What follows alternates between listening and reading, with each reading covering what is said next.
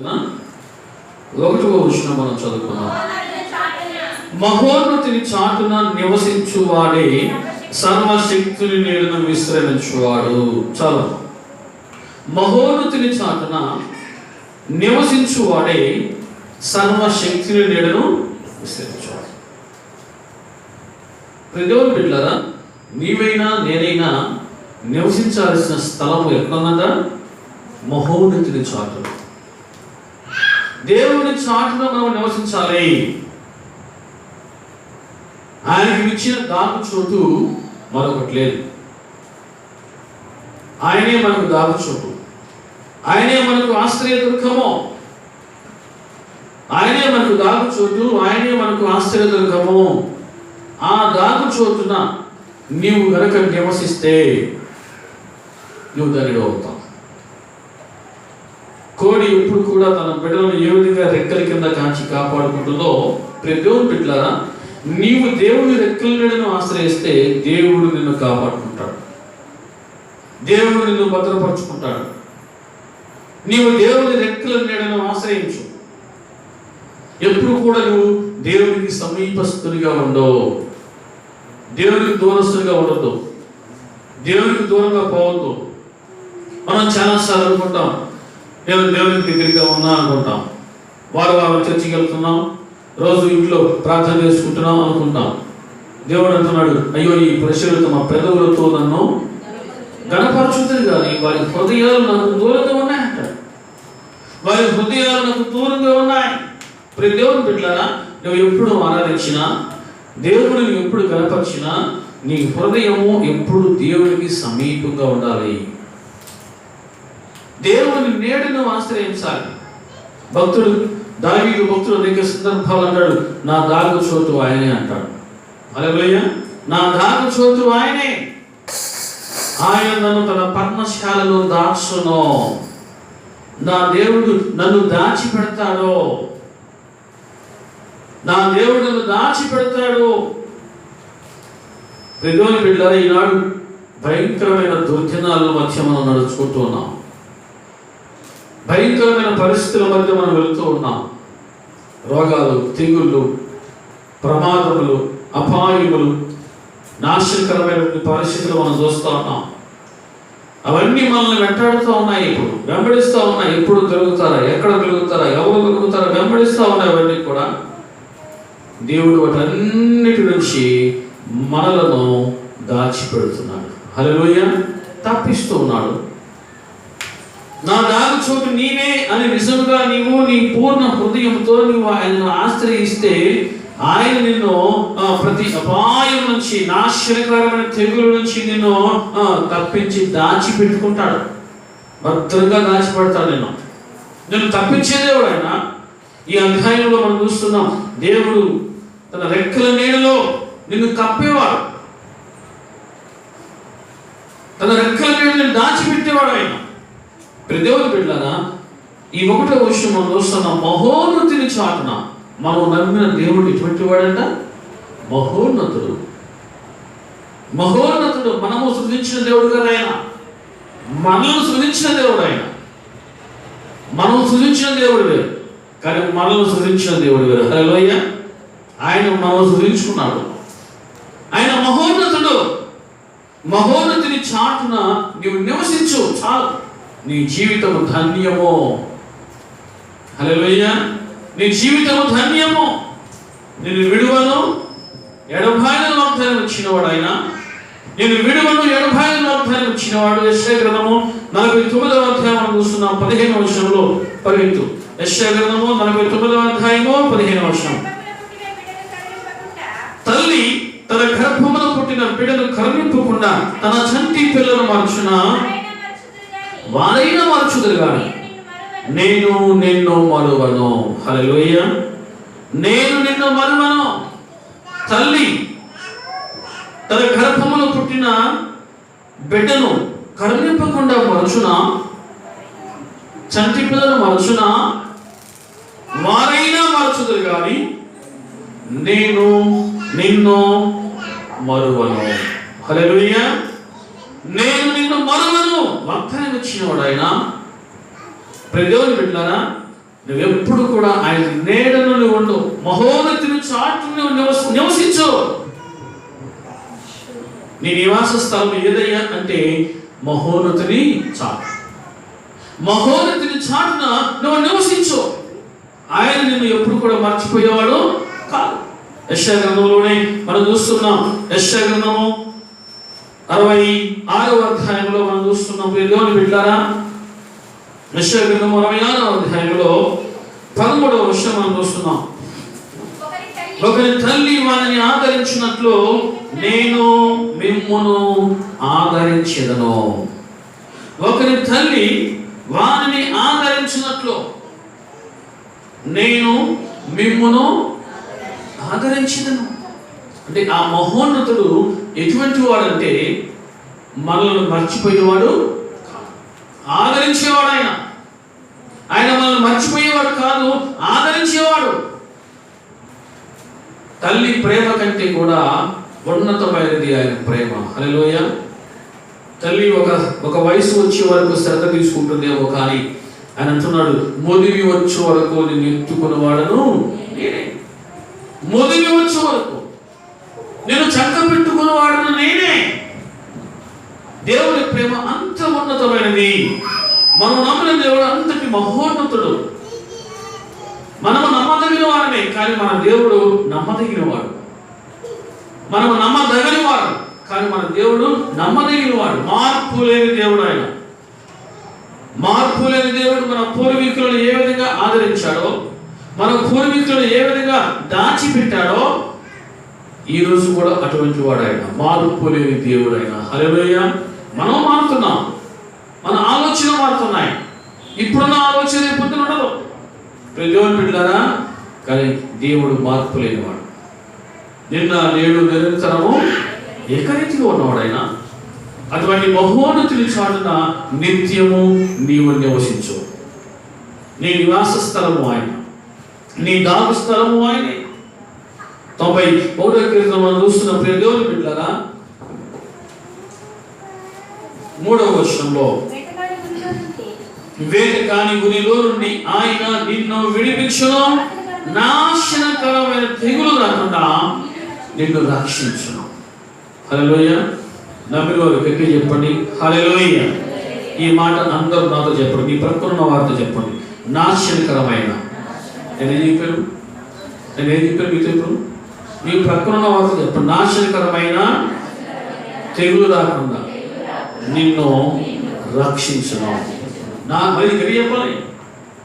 నాశనకరమైన తెగులు రాకుండా నా దేవుడు నిన్ను రక్షించను. ఈ మాట నెరవేరును గాక. ఆమేన్. ఈ మాటకి ఈ సందర్భంలో బాగా అవసరం కూడా. ఎందుకంటే మనకి ఆపద వచ్చినప్పుడు కొన్ని సందర్భాలు దేవుడు గుర్తుకు వస్తాడు, అన్ని సందర్భాలు దేవుడు గుర్తురాడు. దేవుని బిడ్డలారా, అటువంటి ఆపదలు మనకు రాకుండా గాక, అటువంటి ప్రమాదములు, నాశనకరమైన తెగులు రాకుండా దేవుడు రక్షించుకునే దేవుడైనా. నీవు ఎంతసేపటికి ఒకటే గుర్తుపెట్టుకో, నీ దేవుణ్ణి నీవు నివాస స్థలముగా ఎంచుకో. నీ దేవుడు నువ్వు నివాస స్థలముగా ఎంచుకో. సామెతల గ్రంథంలో ఒక మాట మనం జ్ఞాపకం చేసుకుంటూ ఉన్నాం. సామెతల గ్రంథము దేవుని బిడ్డలారా 18వ అధ్యాయంలో చూస్తున్నాం. 10వ వచనంలో, సామెతలు 18:10, యెహోవా నామము బలమైన దుర్గము, నీతిమంతుడు అందులోకి పరిగెత్తి సురక్షితముగా ఉండను. హల్లెలూయా. ఎందులోకి పరిగెత్తాలంట మనం? ఎందులోకి పరిగెత్తాలి? యెహోవా నామము ఎటువంటిదంట? అది బలమైన దుర్గము. యెహోవా నామము బలమైన దుర్గము. అందులోకి అందరూ పరిగెత్తరు, అందులోకి అందరూ రారు. మరి ఎవరు వెళ్తారంట? నీతిమంతుడు. నీతిమంతుడు అందులోకి పరిగెత్తి సురక్షితముగా ఉండను. ఎవరు పడితే వాళ్ళు వెళ్ళరండి, ఎవరు పడితే వాళ్ళు అందులోకి పరిగెత్తరు. యెహోవా నామము బలమైన దుర్గము, నీతిమంతుడు అందులోకి పరిగెత్తి సురక్షితంగా ఉంటాడు. గ్యారెంటీ అది. దేవుని యొక్క వాగ్దానమును మనం ఎట్టి పరిస్థితుల్లో కూడా అనుమానించకూడదు, సందేహించకూడదు. హల్లెలూయా. నీవైనా నేనైనా నివసించాల్సింది బలమైన దుర్గంలో. యెహోవా నామము ఆ బలమైన దుర్గంలో నీవు ఉంటే నాశనకరమైన తెగులు నేను ముట్టుకోను. హల్లెలూయా. ముట్టుకోను.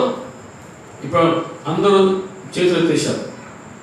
అందరూ చేతులు ఎత్తేశారు. ఇక నీ ప్రాణం నీ చేతిలో ఉందయ్యా, నీ ప్రాణానికి నీవే బాధ్యులు అనే పరిస్థితికి వచ్చేసి 2వ సమూయేలు గ్రంథంలో 24వ చివరి అధ్యాయంలో చూస్తున్నాం. చివరి వచనం 2వ సమూయేలు గ్రంథము చివరి అధ్యాయము చివరి వచనము. బైబిల్ ఉన్న వాళ్ళు తెరవండి. 2వ సమూయేలు చివరి అధ్యాయము చివరి వచనం. కట్టించి దహన బలులను సమాధాన బలులను అర్పించెను. దేవుడంట దేశము కొరకు చేయబడిన విజ్ఞాపనలు ఆలకించక, చూడండి, దేవుడు ఆలకిస్తే చాలు. దేవుడు ఆలకిస్తే చాలు. ఏమిటన్నా ఆ తెగులు ఆగి ఇశ్రాయేలులందరినీ విడిచిపెట్టెను. దావీదు ఏం చేశాడు? బలిపీఠం కట్టాడు. హల్లెలూయా. దేవుని బిడ్డలారా, నీ ఇంటిని ప్రార్థనా బలిపీఠంగా కట్టుకో. ప్రార్థనా గృహంగా నీ ఇంటిని నిర్మించుకో. నీ ఇంటి నువ్వు ప్రార్థనా గృహంగా నిర్మించుకో. దావీదు బలిపీఠం కట్టించి బలులు అర్పించాడు. దేవుని బిడ్డలారా, యెహోవాకు ప్రార్థన చేయక, వారు విజ్ఞాపన చేయక, దేవుడు ఆలకించక, దేవుడు ఆలకించాడంటే యెహోవా ఆలకింపగా ఏమన్నా తెగులు ఆగిపోయింది. తెగులు ఆగిపోయింది. ఇశ్రాయేలులందరినీ విడిచిపెట్టిపోయింది. అది మన దేవుని గొప్పతనము. హల్లెలూయా. ఈరోజు నీవైనా నేనైనా ఆ విధంగా ప్రార్థనతో పంపిస్తూ ఉండాలి, ప్రార్థన చేస్తూ ఉండాలి. దేవునికి దేవుని బిడ్డలారా, దావీదు ఏ విధంగా సమాధాన బలులు అర్పించాడో, ఏ విధంగా బలిపీఠం కట్టించాడో, ఈరోజు నీవు కూడా ఆ విధంగా నిత్యము నీ గృహాన్ని ప్రార్థనా గృహంగా తీర్చిదిద్దుకుంటే నువ్వు ధన్యుడు అవుతావు. దావీదు విజ్ఞాపన చేశాడు దేవుడికి, దేవుడు ఆలకించాడు. దేవుడు ఆలకించగా తెగులు ఆగిపోయింది. హల్లెలూయా. దేవుడు తప్ప ఎవరు కూడా తొలగించే పరిస్థితులు లేరు. దేవుడు తప్ప ఈ తెగులును ఎవరు కూడా తీసివేసేటువంటి పరిస్థితులు లేరు. ప్రపంచ దేశాలను కూడా చేతులు తెసే దేవుని బిడ్డలారా, దేవుని బిడ్డలు ఎప్పుడు కూడా దేవుని చాటున దాగి ఉండాలి. అందరూ దాగి ఉండలేరు. నువ్వు ప్రార్థన చేస్తున్నావు అంటే ఒకటే గుర్తావు, నువ్వు దేవుని నీడను నువ్వు దాగి ఉంటున్నావు అంతే గుర్తావు. నువ్వు ప్రార్థన చేస్తున్నావు అంటే ఒకటే గుర్తు, మహోన్నతుని చాటున నువ్వు నివసిస్తున్నావు అనే గుర్తు నీకు. హల్లెలూయా. ప్రార్థన ఎప్పుడు బాగా చేస్తారు? ఒక ఆపద వచ్చినప్పుడైనా, ఒక కష్టం వచ్చినప్పుడైనా, దేవుని బిడ్డలారా, బాగున్నప్పుడు చేయవా? బాగున్నప్పుడు చేయకూడదా? నువ్వు బాగున్నప్పుడు కూడా అదే విధంగా ప్రార్థన చేస్తున్నాడు. దేవుని చాటున నీవు నివసిస్తున్నట్టు దావీదు ఆ విధంగా ప్రార్థన చేస్తున్నాడు. మోషే ఆ విధంగా ప్రార్థన చేస్తున్నాడు. దేవుని బిడ్డలారా, మోషే ప్రార్థించాడు, దావీదు ప్రార్థించాడు. మోషే గారి తెగులు వచ్చిన తెగులు దేవుడు మోషే ప్రార్థన ఆలకించాడు. ఏం చేశాడు? ఆ తెగులను తప్పించేశాడు. దావీదు సమయంలో తెగులు వచ్చాయి, దావీదు ప్రార్థన చేశాడు, ఆ తెగులు తొలగిపోయింది. ఈరోజు నీవు నేను కూడా ఆ విధంగా నీ కుటుంబమును, నీ ఇంటిని దేవుని బిడ్డలారా ప్రార్థనా గృహంగా తీర్చిదిద్దుకో.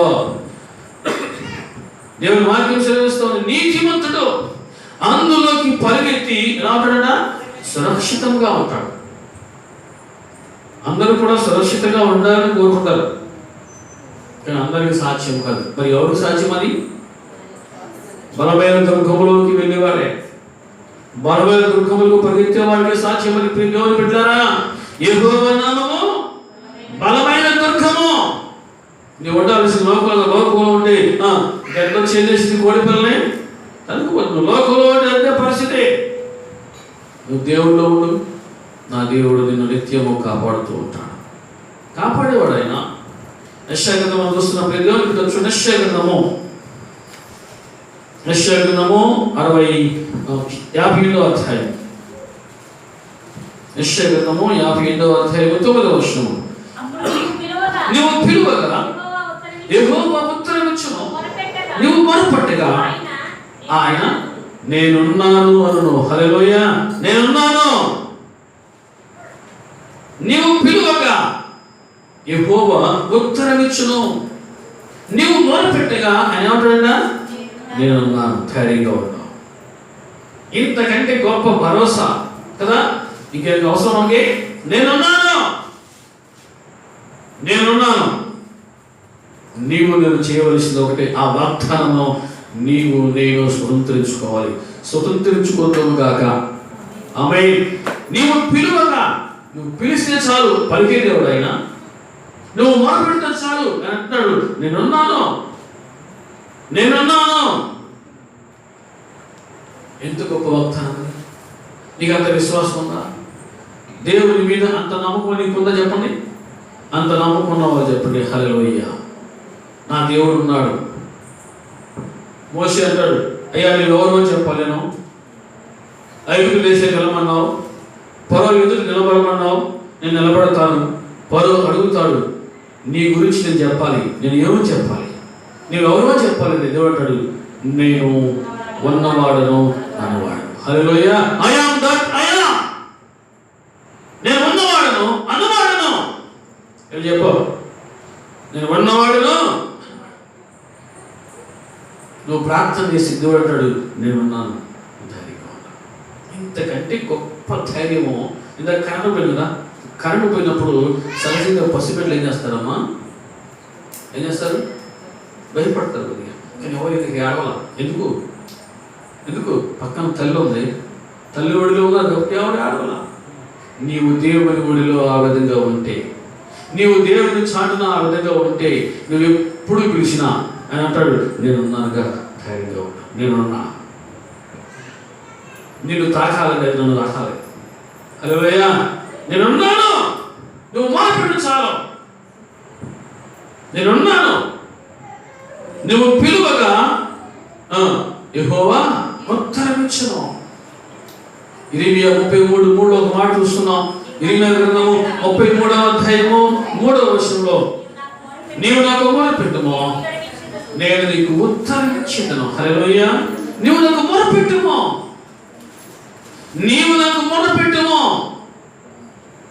నేను నీకు ఉత్తరమిస్తా.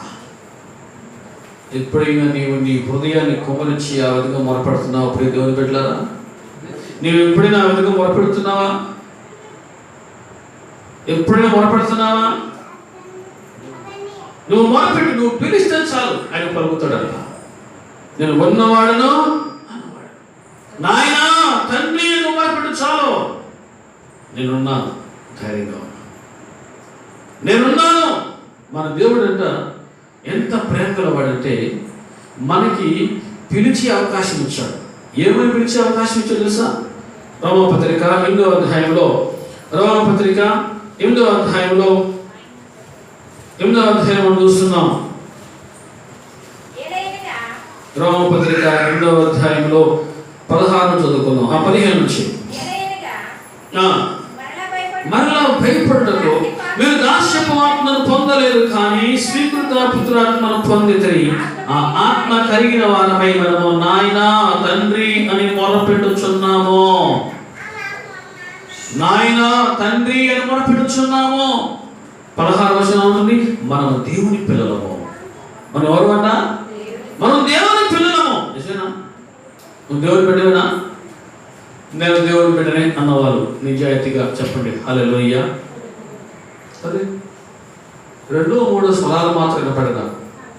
నిజాయితీ చెప్పమంటే 2-3 స్వరాలు వినపడతా ఉన్నాయి. మనము దేవుని పిల్లలము. దేవుడు మనకి పిలిచే అవకాశం ఇచ్చాడు. ఏమని పిలిచే అవకాశము? నాయనా తండ్రి. ఎప్పుడు నాయనా తండ్రి నువ్వు ఎప్పుడు పిలిచినా ఆయన మనకు సమీపస్తుడిగా ఉంటాడు. నీవు ఎప్పుడు కూడా ఆయన సమీపంగా, ఆయన చాటున దాగి ఉంటే చాలు, నువ్వు నివసిస్తే చాలు. ఆయన ప్రార్థన కొని మనకు ఉత్తరం ఇచ్చేవాడు. నేనున్నాను అని ఉత్తరం ఇచ్చినవాడు ఆయన. నేనున్నాను. కొన్నిసార్లు మనము మన కుటుంబ పరిస్థితులను బట్టి కావచ్చు, ఆర్థిక పరిస్థితులను బట్టి కావచ్చు, అనారోగ్య పరిస్థితులను బట్టి కావచ్చు, అనేక రకాల కృంగిపోతూ ఉంటాం. కృంగిపోతున్న సమయంలో దేవుని బిడ్డలారా, నువ్వు కృంగిపోతూ ఆ విధంగా ఉండే కంటే కూడా నువ్వు దేవుని సన్నిధికి వచ్చి ప్రార్థన చేయి. నాయనా తండ్రి ప్రార్థన చేయి అని అంటాడు. నేను ఉన్నాను, ధైర్యంగా. ఈ లోకము కృంగిన వారిని మర్చిపోవచ్చు, కానీ దేవుని బిడ్డలారా, నా దేవుడు నువ్వు కృంగిన స్థితిలో ఉండగా చూస్తూ ఉండి మౌనంగా ఉండేవాడు కాదు, నేను పైకి లేవనెత్తేవాడు.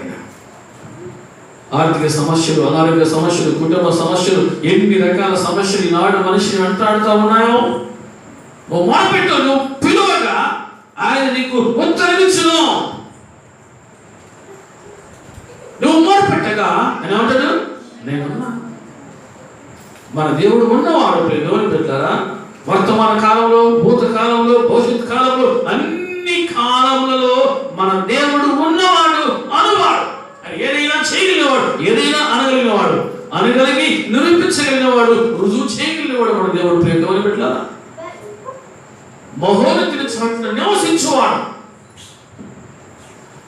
ఈరోజు నువ్వు ఎక్కడ నివసిస్తున్నావు? నువ్వు ఎక్కడ నివసిస్తున్నావు? ఆయన ఒడిలో ఉన్నావా? ఆయన ఒడిలో ఉన్నాను అనేటువంటి నమ్మకం నీకుందా? నాయన తండ్రి మొరపెట్టే అవకాశం దేవుడు నీకు ఇచ్చాడు అంటే దేవుని బిడ్డలారా, ఆ అవకాశమును మనము సద్వినియోగం చేసుకోవాలి, వినియోగపరచుకోవాలి. మనము మహోన్నతుని చాటు నివసించు, ఆశ్చర్యకరమైన తెగులు రాకుండా ఆయన నిన్ను రక్షించును. మరలా ఒకసారి చెప్పినందుకు మీ ప్రకటన ఒకటి చెప్పండి. నాశనకరమైన, అదే నేను చెప్పాను, నాశనకరమైన తెగులు రాకుండా నిన్ను నా దేవుడు రక్షించును. ఆమేన్. నీవు మహోన్నతుని చాటున నీవు నివసించు. ఆయన మహోన్నతుడు, సర్వశక్తుడు, సర్వశక్తివంతుడు. ఆయన దేవుని బిడ్డలారా, అనేక సందర్భాలలో దేవుడు తన భక్తులను పిలిచి ఒక ప్రశ్న అడుగుతాడు. ప్రశ్నిస్తూనే, నీ దేవుడిని యెహోవాకు అసాధ్యమైనది ఏదైనా ఉన్నదా? నీ దేవుడిని యెహోవాకు అసాధ్యమైనది ఏదైనా ఉందా? ఆయన సర్వశక్తిమంతుడు.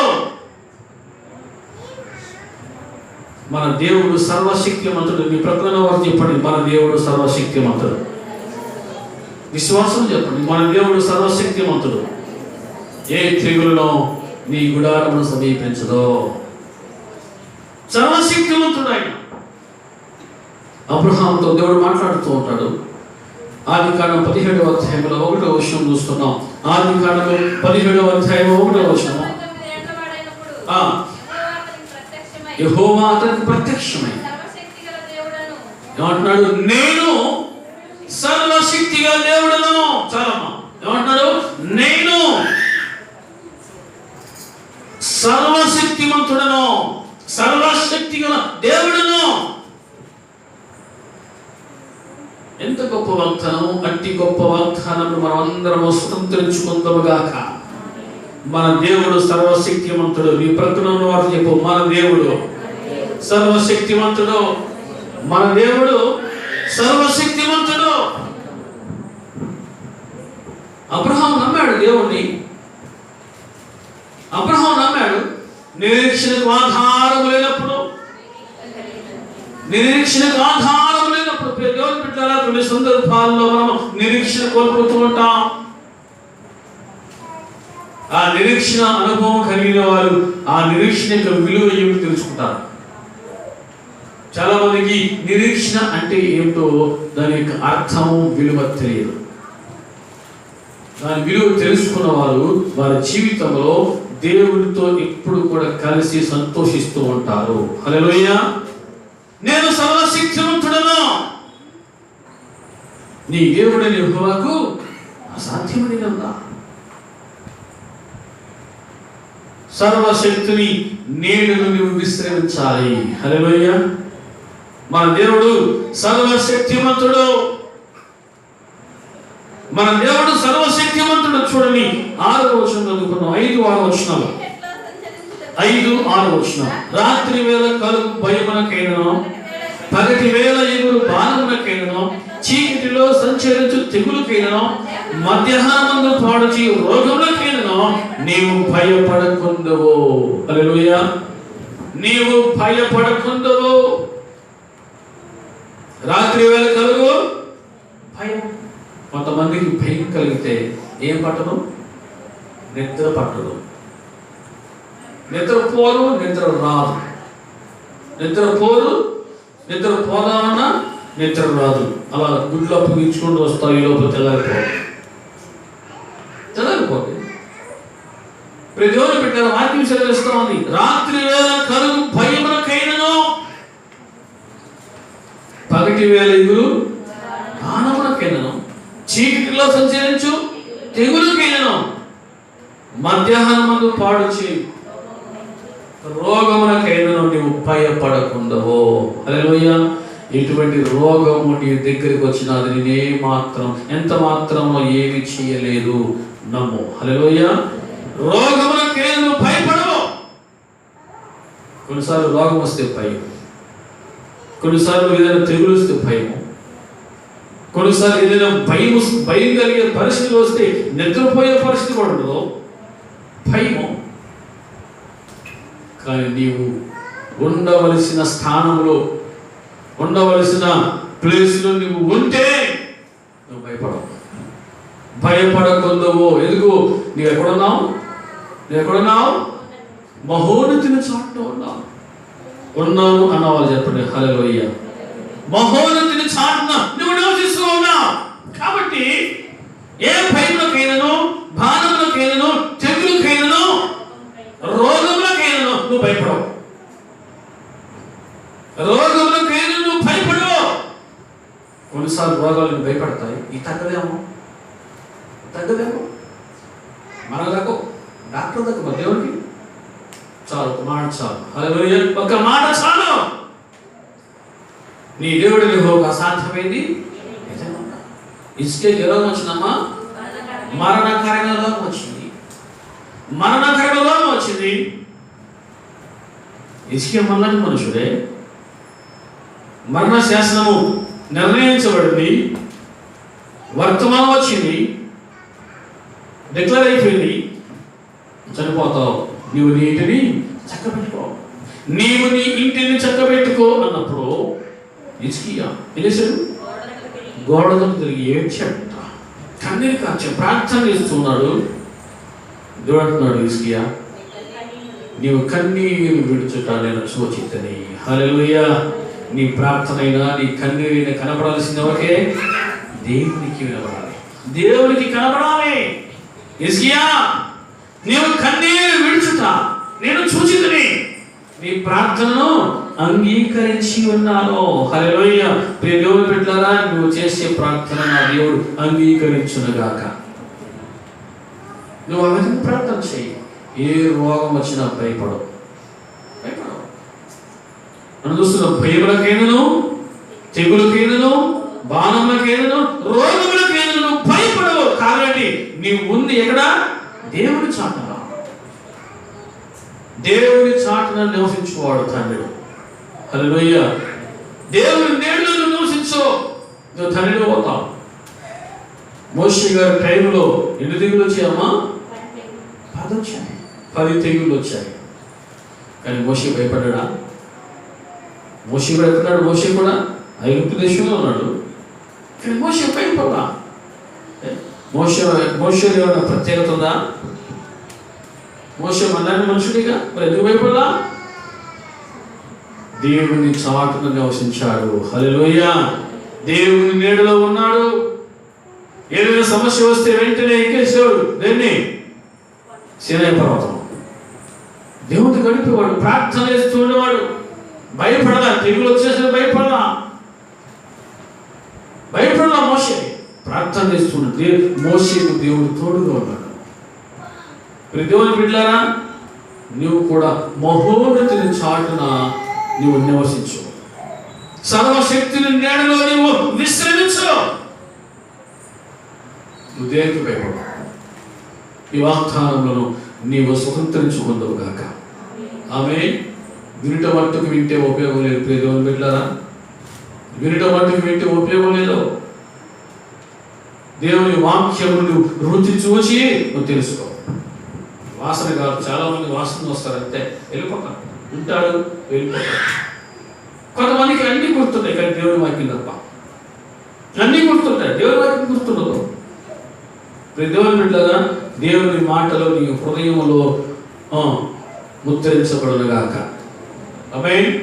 భయపడకుండా, నువ్వు భయపడకుండవు. అది భయమా, బాణమా, తెగులా, రోగమా, నువ్వు దగ్గర దేవుని నీడలో ఉన్నావు. దేవుని నీడలో నువ్వు ఉన్నావు. నువ్వు ఉంటే నువ్వు దేవుని చూస్తున్నాం. చూడండి 91వ కీర్తనలో మనం చూస్తున్నాం 10వ వచనం. నీకు అపాయమేమీ రాదు, ఏ తెగులును నీ గుడారమును సమీపించదు. హల్లెలూయా. ఏ తెగులును, అది ఏదైనా కావచ్చు, అది ఏదైనా కావచ్చు, నీ గుడారమును సమీపించదు. ఎందుకు తెలుసా? ఎందుకు? నీవు దేవుని చాటున ఉంటే చాలు, అది నేను సమీపించను, అది నేను తాకను. ఈ లాక్డౌన్ టైంలో దేవుని బిడ్డలు చక్కగా ప్రార్థన చేసుకునేంత ఎంతో టైం మనకు వచ్చింది. ఎప్పుడు ఎంతమంది ప్రార్థనలు గడుపుతున్నారు, ఎంతమంది దేవుని దగ్గర కన్నీరు కారుస్తున్నారు, ఎంతమంది దేవునితో గడుపుతున్నారు. నువ్వు గడుపు, ఆ ధన్యత ఏంటో నువ్వు తెలుసుకుంటావు. నువ్వు మామూలుగా వింటే సరిపోదు, చేస్తే తప్ప. హల్లెలూయా. నువ్వు చేయి, ఆ రుచి చూడు, నీకు తెలిసింది. కొరహు కుమారుడు ఒక్కసారి చూశారు, దేవా నీ మందిర ఆవరణంలో ఒక్క దినము గడుపుట 1000 దినాల కింద శ్రేష్టము. 1000 దినముల కంటే శ్రేష్ఠం. దేవుని దగ్గర నువ్వు గడుపు. లోకములో ఇటు అటు తిరిగే కంటే కదా, లోకములో ఇటు అటు పరిగెత్తే కంటే, కాలక్షేపం చేసే కంటే, ఉచిత సమావేశాలు సభలు పెట్టుకునే కంటే దేవుని దగ్గర గడుపు. దేవుని పెట్టారా? దేవునితో గడుపు. నువ్వు ఏ తెగులును నీ గుడారమును సమీపించదు. హల్లెలూయా. ఏ తెగులును నీ గుడారము సమీపించదో. నీకు నమ్మకం చెప్పు గట్టిగా. హల్లెలూయా. నమ్ముట నీ వల్ల అయితే నమ్ము వారికి సమస్తమును సాధ్యమే. ఈ వాక్యము సత్యము, కల్పించిన కథలు కాదు. ఈ వాక్యము దేవుని బిడ్డలారా, ఈ వాక్యము సత్యము, జీవముగా దేవుని వాక్యం ఇది. మనం చూస్తున్నాం, నీకు అపాయం ఏమీ రాదు, ఏ తెగులును నీ గుడారమును సమీపించు. ఏ తెగులును చెప్పు. నీ ప్రకటన వాళ్ళు చెప్పు, నీకు, నీ ప్రకటన వాళ్ళు చెప్పు, నీకు అపాయం ఏమీ రాదు, ఏ తెగులును సమీపించు. ఎంత ధైర్యం వస్తుంది తెలుసా? ధైర్యం రావాలి. హల్లెలూయా. ధైర్యం ఉండాలి మనకి. ఏ తెగులును నీ గుడారమును సమీపించదో. దేవుని మాటలను నీవు అవును అన్నట్టుగా నువ్వు విశ్వసించాలి. అవునా, నిజం అంటావా? ఇటువంటి అపనమ్మకం ఉన్న వారికి ఈ వాక్యం యొక్క విలువ ఏదో తెలియదు. పూర్తిగా నమ్మితే తప్ప అపనమ్మకం ఉన్న వారికి ఈ వాక్యం విలువ ఏదో తెలియదు. నమ్ము. నమ్మటం వల్ల అయితే నమ్మువారికి సమస్తము సాధ్యం. హల్లెలూయా. మన దేవుడు లేని వాటిని ఉన్నట్టుగా పిలిచేవాడు, మృతులను సజీవులుగా లేపేవాడు ఆయన. నీ దేవుడు యెహోవాకు అసాధ్యమైనది ఏదేముందా? ఐగుప్తు దేశంలో సంహార దూత ప్రతి ఇంటి గడప తొక్కింది. ఏ ఇంటి గడప తొక్కలా? అమ్మా, ఏ ఇంటి గడప తొక్కలా? ఏ ఇంటి గడప ద్వారము తాకలేదు? ఏ ఇంటి గడప కొమ్మల మీద ఆ పస్కా బలి పశువు రక్తము ప్రోక్షించబడిందో ఆ ఇంటి ద్వారమును దాటిపోయి తొక్కలా, తాకలేదు. ఏ ద్వారబంధము మీద నిబంధన ఆ పస్కా బలి పశువు రక్తము ప్రోక్షించబడలేదు, ఆ ఇంటిని తాకింది. తెల్లారింది.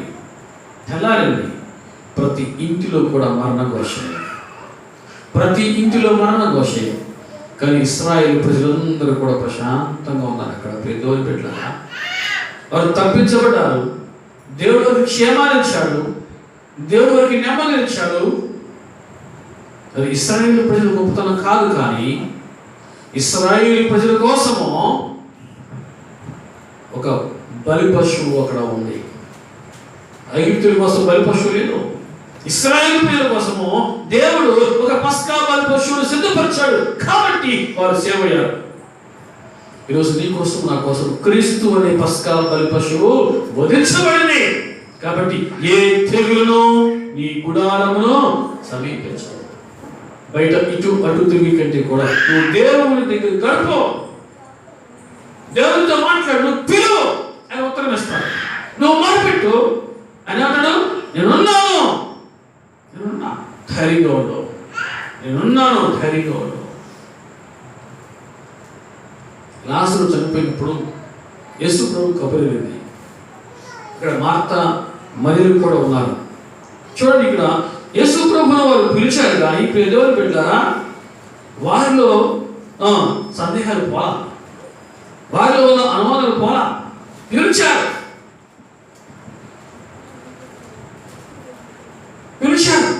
కానీ వారికి నోట్లో ఉన్నాయి. యేసు ప్రభువు అంటున్నారు, చూడండి 11వ అధ్యాయం, యోహాను సువార్త 11వ అధ్యాయంలో మనం చూస్తున్నాం 40వ వచనం. అందుకు యేసు నీవు నమ్మిన ఎడల దేవుని మహిమ చూతువని నేను నీతో చెప్పలేదా అంటే అర్థమేనమ్మా? ఎన్నిసార్లు చెప్పినట్టు లెక్క? ఎన్నిసార్లు చెప్పినట్టు? నేను నీతో చెప్పలేదా? ఏమని? నువ్వు నమ్మితే దేవుని మహిమను చూస్తావు. నువ్వు నమ్మిన ఎడల నువ్వు దేవుని మహిమను చూతువని నేను నీతో చెప్పలేదా? దేవుని బిడ్డ, నీవు మొర పెట్టగా అని అంటాడు, నేనున్నాను.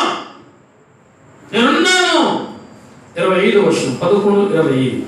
అందుకు యేసు నేనే పునరుత్థానమును జీవమునై ఉన్నాను, నా యందు విశ్వాసం ఉంచువాడు చనిపోయినను బ్రతుకును.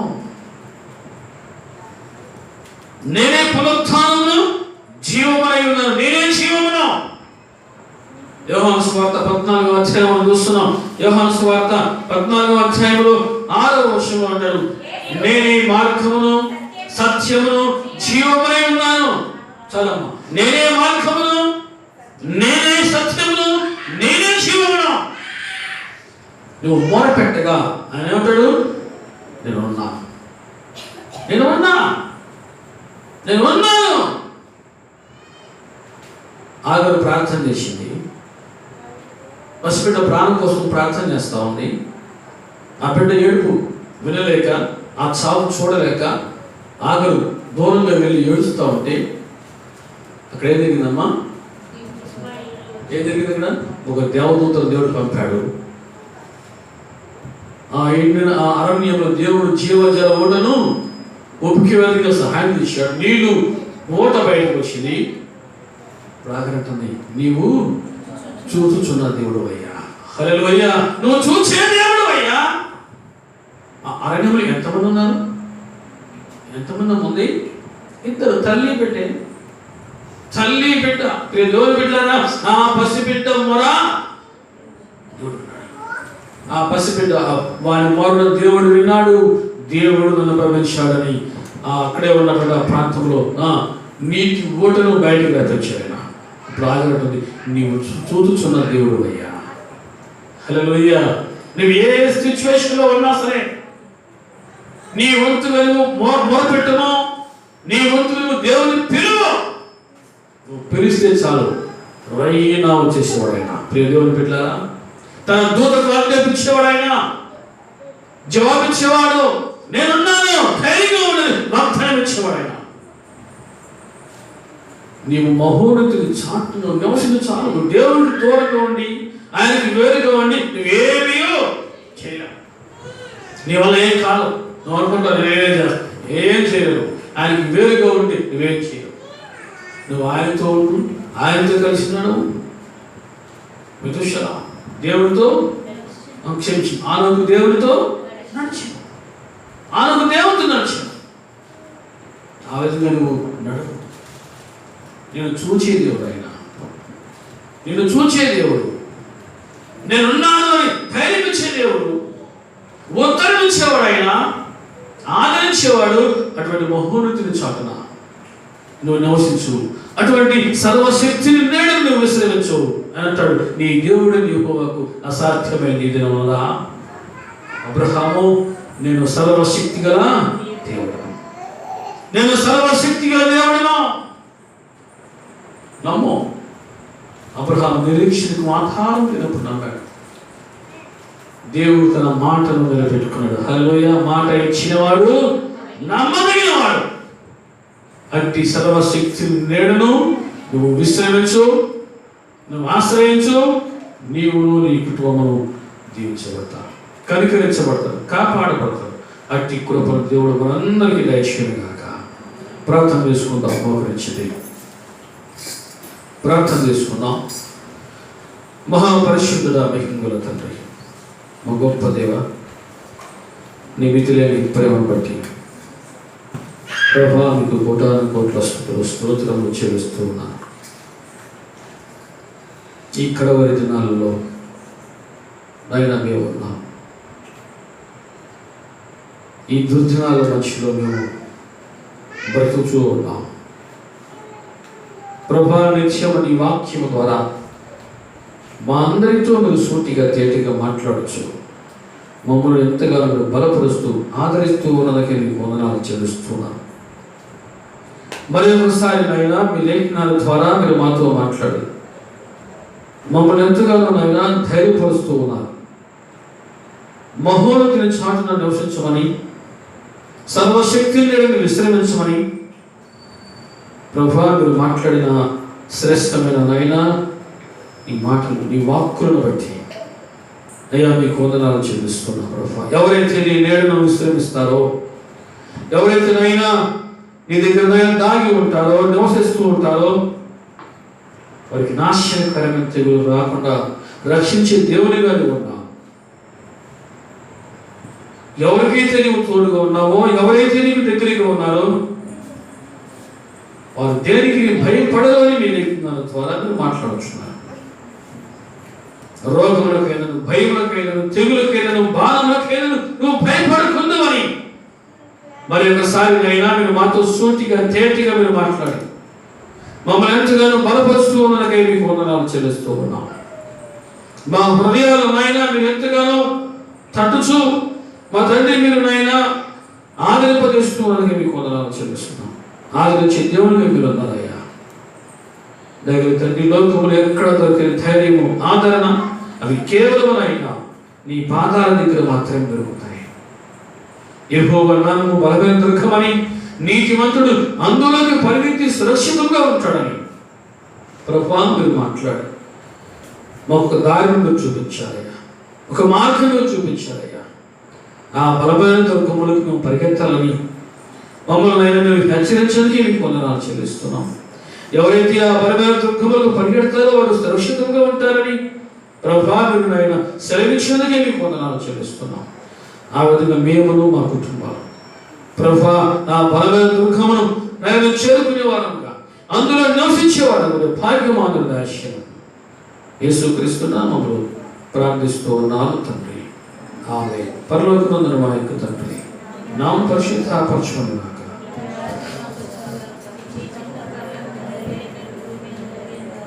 మానవ ఆహారం బదలాచి